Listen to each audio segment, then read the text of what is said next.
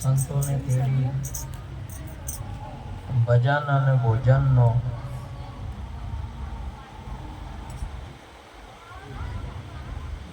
સંતોને ભજન અને ભોજન આપી સેવા દર્શન અને સત્સંગનો આ પરિવાર લાભ લઈ રહ્યો છે. ખૂબ ખૂબ ધન્યવાદ.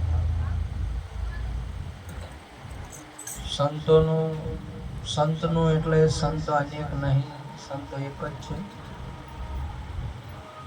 અને જિજ્ઞાસુરે એક જ છે.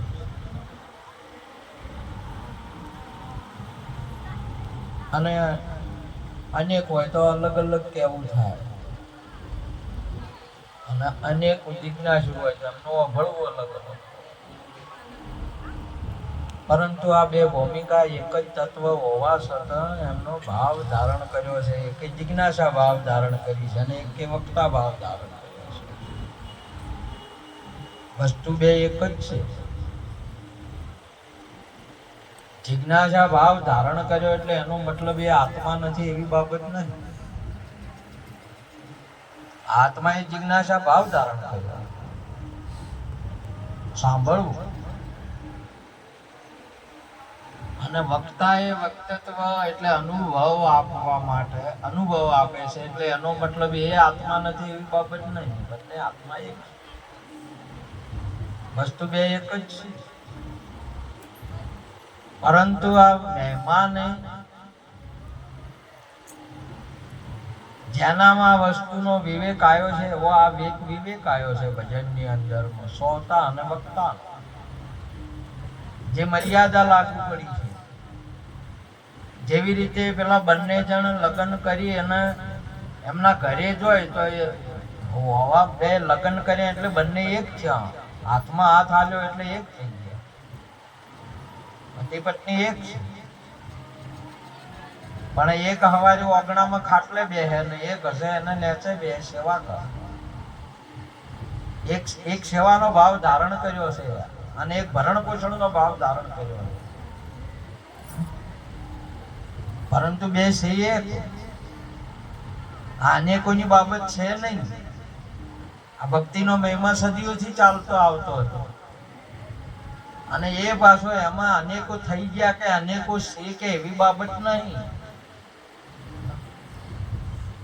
એ તો આપણા સમયકાળને લઈને લાગે, આપણા દેશકાળને લઈને લાગે, ભૂતકાળ ભવિષ્યકાળ ને વર્તમાન કાળ, શરીરને લઈને લાગુ પડે.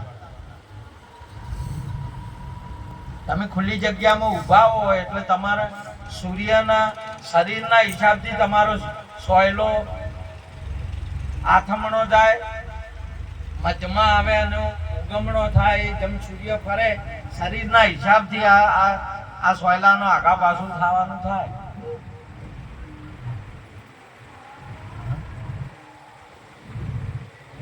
બાકી જેને વસ્તુ આ તત્વ છે નહીં, આ એક જ પરમ તત્વ છે. તમે સૂર્યને તમે જો એટલે અહીંથી જો એટલે વરસાદની અંદરમાં આપણને વાદળા આડા આવે, વાદળ હોય એટલે સૂર્ય દેખાય નહીં. એટલે સૂર્યના આડા વાદળો છે કે આપણા આડા વાદળો છે? આપણા ઓખની આગળ કે સૂર્યના આગળ? આપણા ઓખની આગળ આડા વાદળો છે. સૂર્ય પાસે વાદળું જઈ જ ના કે સૂર્ય પાસે જાય એટલે વાદળું ઓગળી જાય. સૂર્ય ને વાદળો બે ભેળા રહીએ ના. એમ તમારે જે વસ્તુની પ્રાપ્તિ થઈ ગઈ ને એટલે તમારે ખોલ્યો અહીંયા તમારો દેહ ભાવ ખોલ્યો ના દળે. એક તત્વરૂપ થઈ જાય. તમે ખોળો તો તમારે અહીંયા ના દળે. અને આત્મા દેહને આત્માનો આધાર ખરો, આત્માનો કોઈનો આધાર નહીં, નિરાધાર છે. એના આધારની જરૂર નહીં. बिना पोखनो आ पंखी वण इंद्री नो भोगी बिना पिंड नो आ छे प्राणी बिना जोगे संजोगी અને પોખ નહીં સત બધે છે. પિંડ નહીં. જોઈ લો. અને તમને કદાચ ન મેળ પડતો હોય ને તો આ વાત સદગુરુ પાસે જઈને સ્વયં જોઈ લો. આ વાત પ્રત્યક્ષ કરી લો કે શરીર વગરનો સી રીતનો છે આ. અને એને નહીં કશાયની જરૂર, સોના ને દાગીનાની જરૂર છે જ નહીં. એ તો આપણે કન્યા મોગીલાલ ને પરિણા પાસે એટલે ટૂંપિયો કઢાયો. સોનામાં ટૂંપિયો કેની ઉભો કર્યો? આપણી ઉભો કર્યો કે સોનાને ઘાટની જરૂર છે. આપણે અવસર કરવો એટલે કર્યું છે આ. આપણે યુક્તિ માટે અહીંયા મહાપુરુષ અહીંયા તમારે ઘાટ ઉભો છો છે. આત્માને તો છે જ નહીં. સૂર્યએ કદી વાદળું જોયું જ નહીં. સૂર્યને વાદળાને મેળે ના આવે. પ્રકાશે અંધારું જોયું છે એમ તમને લાગે ખરી? અને અંધારા ભેળો પ્રકાશ રહી શકે ખરો? અને અંધારું પ્રકાશ બે ભેળા રહે ખરા? જ્ઞાન ને અજ્ઞાન બે ભેળા કદીએ ના રહી કે ભા. આત્મા ને અનાત્મા બે ભેળા કદીએ રહી જ ના કે. અને છે નહીં આ ભૂમિકા તમારે. તમે ગમે એમ કરો, આ રાત ગમે એટલા દલીલો કરે ને ગમે એટલા પ્રશ્ન કર્યો. એક વાર ચંદ્રમાને કર્યો રાતમાં કે તમારે મોયથી મુલાકાત થાય છે બે એક હોશ હો. આ તો એને કોને કે અમે તમારું શું બગાડ્યું છે કે અમને ચોય ધીરવા નહીં દેતા? રાતે પ્રશ્ન કર્યો. એટલે ચંદ્રમાએ મહારાજને વાત કરી કે પેલી બિચારી તમને શું નડે છે કે તમે ચોય ધીરવા નહીં દેતા કે ચોય શું તમને તકલીફ આવે છે તમે એને ચોય ધીરવા નહીં દેતા? એટલે કે તમે ઓબલે કહો છો કે પછી તમે જોયું છે હું અહીંયા કદી નડ્યો છું એમ? કદી દર્શન છે એમ પૂછજો કે તમે કદી ભાડ્યો છે એને દાડાને? પાછી વાત કરો કે ઉભા રહેવા દે છે, નહીં ઉભા રહેવા દેતા એમ, ધીરવા નહીં દેતા એમ. અને જયારે ચંદ્રમાએ કીધું કે મહારાજ તો વાત એમ કરતા હતા કે તમે કદી અહીંયાનું મોઢું ભાજ્યું છે કે ચોથા ભાડો કે ભેળા થયા વગર જો મેળ પડે પ્રાર્થના ને એને અહીંયા દલીલ કરવી. એટલે તમામે તમામ પ્રશ્ન ગુરુ શરણ જ્યાં પહેલાના છે. તમે ગુરુ શરણ જો ને જે થો ને એ વસ્તુની પ્રાપ્તિ કરો તો પ્રશ્નનું સમાધાન થાય. એકે પ્રશ્ન ન બચે. અને પ્રશ્ન બચે નહીં આ તો હજી આપણે અભ્યાસ કરવાની જરૂર છે. આપણા મહારાજને આપણો પ્રશ્ન પૂછવાની જરૂર છે. અમારે હજી પૂરેપૂરા ટકાવારી 100% તમારી ના આવે 10માની અંદરમાં તો ફરી પરીક્ષા આપવાની જરૂર છે. આપણે પાસ ના થયા હો તો આપણે ફરી પરીક્ષા આપવાની જરૂર છે. કેમ ટકાવારી ઓછી આવી? આપણે આ વસ્તુ મહાપુરુષે કહ્યું કે હોય 100% છે. આત્મા સ્વરૂપ જો પ્રગટ થયું તો આત્મા સિવાય બીજો કોઈ છે જ નહીં આ જગતની અંદરમાં. અને મહાપુરુષોનો આ ઉદ્દેશ છે.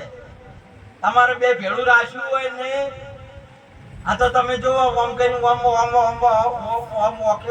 ઓમ કરો ને તો તમને બે દેખાય પાડો. તમે દેખાય ઓમ ઓગલે કરે એટલું વોક એની એ છે. આ તો એટલું કરવાથી બે તમારા થઈ જાય. હવે બે પાડો બે છે કે વોકમાં એમ છે. આપણે આપણી જોવાની દ્રષ્ટિથી દેખાય તમને. આત્માને કોઈની જરૂર નહીં કે આત્મા કશાયમાં આત્મા જ છે.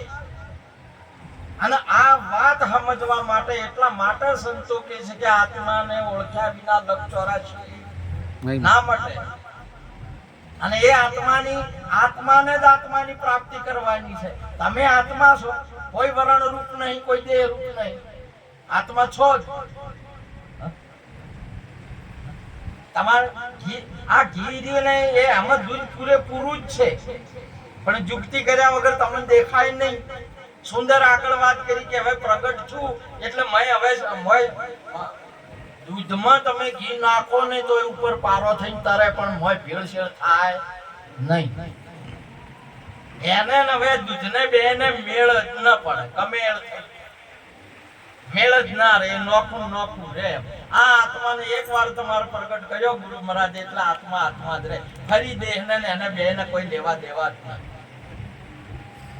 અને તમને એ કદાચ વાત ના સમજાતી હોય તો આ વાતને સમજો કે એ આત્મા શરીર વગર કેવી રીતે બધે હોઈ શકે. શરીર વગર કેવી રીતે? આત્માને કોઈની જરૂર જ નહીં. અને આત્માને શરીરને રાત દિવસને જેમ શેટને એમ શેટન નહીં, પણ મારો એથી અનુભવ ગુરુ મહારાજની દયાથી કહું તો આત્મા વગર બીજું કોઈ સહેજ નહીં. આત્મા સિવાય શરીરની બાબત જ નહીં. અને એનું નામ સદગુરુની જુગતી છે આ વસ્તુ. પણ તમારું હોય આપણે શરીર રૂપ થયા છે એટલે 1000 વખત કહો કે તમે ગમે તેમ કરો તો તમને આત્મા રૂપ તમે ના થો, કીધા હાટે ના થો, તમારે સ્વયંને અનુભવ કરવો પડે. દૂધને ગમે એમ ધોકાથી કૂટી કૂટી કરો, કોઈ દાડો તમારે જીને આકડા ચૂકે જુગતી કર્યા વગર કદી વલોણું કર્યા વગર આવે એમાંથી દૂધ નહીં, ઘી નહીં. તમારે જેટલા ધોકાથી કૂટે દૂધને ઘીને આકડામાંથી કોઈ દિવસ નહીં નીકળે. એવો અજર અમર ને અવિનાશી આત્મા પોતાને નક્કી કરાવે, ભાયક જેને જ્ઞાની ગુરુ મિલી આવે. આવો અજર અમર ને અવિનાશી તમે જોવો જાગીને તમારા રૂપ નહીં. જો અજર છો કે અમર છો કે અવિનાશી છો જોવો. તમને કીધે ના મનાય તો તમારી જાતે જોવાનું છે. આ જાતે આપણા ગુરુ મહારાજ પેલાથી જાતે જોયું કે બેન બા મને આયા વગર નેભાડો ના ખોલતા. જો બચી જાતા હોય રામ નામ લેવાથી બચ્યું તો, અને એમના નજરેમાં હતા નેભાડો ખોલ્યો અને બચ્યું એને જોયું, નજરે જોયું કે હોય બચે છે આ. અને એના પછી તમે જો એની નજરે જોયેલું હતું ને એટલે એમના પિતાજી અગ્નિમ નો જો હોળિકા અગ્નિમ લઈને બેઠી ને તો એમ તો ખબર હતી આ બળે એવો નહીં. એની નેભાડામથી બતન નીકળતા જોયો છે. એને ડર કાંઈ નહીં. રામ જો વિશ્વાસ રાખો, ભેદ ભરમ મતી રાખો. સંતો ભાઈ સંતને ડર હે કાયકો. નૈનમ છત્રાણી છેદાંતી નૈનમ દહતી પાવક. નૈનમ કલે દયંતી આપો નૈનમ મારુતિ શોષયતી. આ પવનથી હુકાયો નહીં, પાણીથી ભીંજાયો નથી, શસ્ત્રથી છેદાયો નહીં, અગ્નિથી બળ્યો નહીં. અગ્નિ ક્રિયા થતી હોય તો શરીરની થાય છે. અને કોઈ સંસારની અંદરમાં પ્રાણ નીકળ્યા પછી અગ્નિ સંસ્કાર થાય છે, ક્રિયા થાય છે. અને હોય તમારે સદગુરુના શરણે તન મન તનની ક્રિયા થઈ જાય, મનની ક્રિયા થઈ જાય, ધનની થઈ જાય અને શિષ્યની ક્રિયા થાય. ચારની ક્રિયા થઈ જાય અને ફરી પાછું એને આત્માને નથી છોડતું. તમારે મેળ પાડવો હોય તો ના પડાય. અને એ આત્મા કેવી રીતે, અરે તમે કેવી રીતે નહીં, આત્મા સિવાય બીજું કોઈ છે જ નહીં. અને આત્મા જ છો તમે. જો તમારા જાગીને તમારા રૂપ નહીં, એના માટે સદગુરુ છે આ, બીજા માટે કોઈ નહીં. સદગુરુ તમને કોઈ શીખવાડે નહીં. ચોય લઈએ જોય ને ચોય નહીં, ના આત્માને પ્રગટ કરી નાખે. એનું નામ સદગુરુ છે. અને એના એ સદગુરુજીનો મહિમા સદીઓથી ચાલતો આવતો, આજ નહીં સદીઓથી ચાલતો આવતો. અને અહીંયા બળવંતજીના ઘરે નહીં, આખા વિશ્વની અંદરમાં ઘેર ઘેર ને દેશો દેશ ગામડે ગામડે ગુરુ મહારાજનો મહિમા ચાલે. અને એ મહિમાની અંદરમાં આત્માનું પ્રાગટ્ય જ છે કેવળ. અને એ આત્મા રૂપ તમે જ્યારે પ્રગટ થો ત્યારે અહોનિશ તમારે અખંડ આનંદ થાય. ઉત્પત પરલો નહીં અમારે જાણે કોઈ એક જોગી. હમ સરીખા હમકો બુझे બીજા સર્વે વિજોગી. બીજાને ક્યાં આ વાતની શું ખબર પડે? એટલે સત્તાર સાહેબે પણ કીધું કે જો પીયુના સુખને માણવું હોય તો પરનો વચન પરમાણે. આ એટલે તમે અહીં જુગતી કરો, એ તમે એ ઉપદેશ લ્યો તો તમને ખબર પડે, તો આ વસ્તુને માણી શકો. અને આ ભક્તિનો મહિમા છે, બીજો કોઈ મહિમા નહીં. માટે કોઈ એવા તત્વવેતા પુરુષ મળી જાય આપણને અજર અમર અવિનાશી આત્મા પોતાને નક્કી કરાવે ભાયક જેને જ્ઞાની ગુરુ નિધિ આવે આત્માને અને શરીરને કોઈ લેવા દેવા નહીં અને આત્મા અને શરીર બે વખત જો બે બોલતા હોય તો બે મુઠ્ઠી બોલો કહેવાય શું કહેવાય ઘડીક આત્મા છે ને ઘડીક શરીર છે ને ઘડીક શરીર છે ને ઘડીક આત્મા છે ઘડીક શરીર વગર નહીં ચાલતું ઘડીક આત્મા વગર નહીં ચાલતું બે વસ્તુ છે નહીં અને બે મુખ ન હોય કોઈ દિવસ મહાપુરુષને એક જ તત્વ બતાવેલું છે અને એક જ તત્વ અહીંયા પ્રગટ કરે છે તમારે બે બે બે વસ્તુ છે જ નહીં આ તમારે છે ને લોખંડ અને આ જે માઇકી બે નહીં આ ધોબલો અને લોખંડ બે બે વસ્તુ છે કે એક છે બોલવામાં તમારે બે આવશે વસ્તુ એકની એક જ છે તમામે તમામ જગ્યાએ જો આ હાર્મોનિયમ ને લાકડું બે વસ્તુ છે કે એક આ તબલા અને લાકડું બે વસ્તુ છે કે એક આ માટલું ને માટી બે વસ્તુ છે કે એક આ જોઈ લો તમારો અનુભવ છે તમારી નજરે તમે જોઈ લો આ જગતની અંદરમાં બધી એક જ વસ્તુ છે પૃથ્વી બે છે કે એક પવન બે છે કે એક અગ્નિ બે છે કે એક આકાશ બે છે કે એક આત્મા એક જ છે બધી એક વસ્તુ છે એક જ તત્વ છે અને હે અર્જુન જો તને એ ન મનાય તો આ હું તને વોક હાલું તારી નજરે જોઈ લે મારા સિવાય કોઈ આ એક તત્વ સિવાય બીજું કોઈ છે નહીં અને એ વસ્તુ આપણા ગુરુ મહારાજ પાસે આપણે નજરે જોઈ છે કે એક જ વસ્તુ છે માટે આ એક જ વસ્તુ અને એક વસ્તુનો વિલાસ દેહ વગર કેવી રીતે થઈ રહ્યો છે એવું અભળો તમે સાહરની અંદરમાં લેરી બૂંદ ફેણ અને મોજા સાહરની અંદરમાં સાહરમાં ફરી ગયો છે એને આ પાણીએ શેનું રૂપ ધારણ કર્યું છે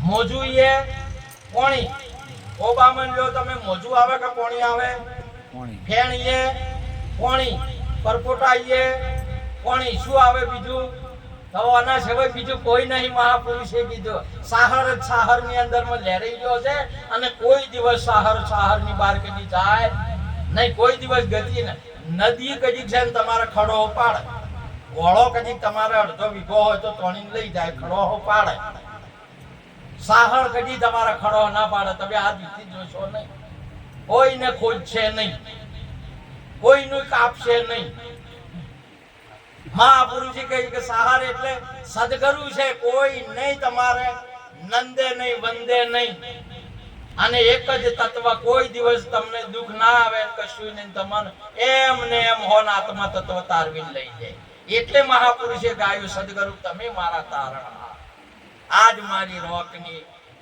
અરજી સુણો પાવન કરી એટલા માટે તત્વ આવું છે ગુરુ છે એ આપણને એક તત્વ કરે એવો આજનો યોગ આપણને બળવંતજી એમના પરિવારે બધા મળી અને આ યોગનો લાભ લેવરાયો અને આપણે બધાને લાભ લીધો માટે સંતોન નમન કરી વાતને પૂરી કરું બોલો સદગુરુ મહારાજ જય હો.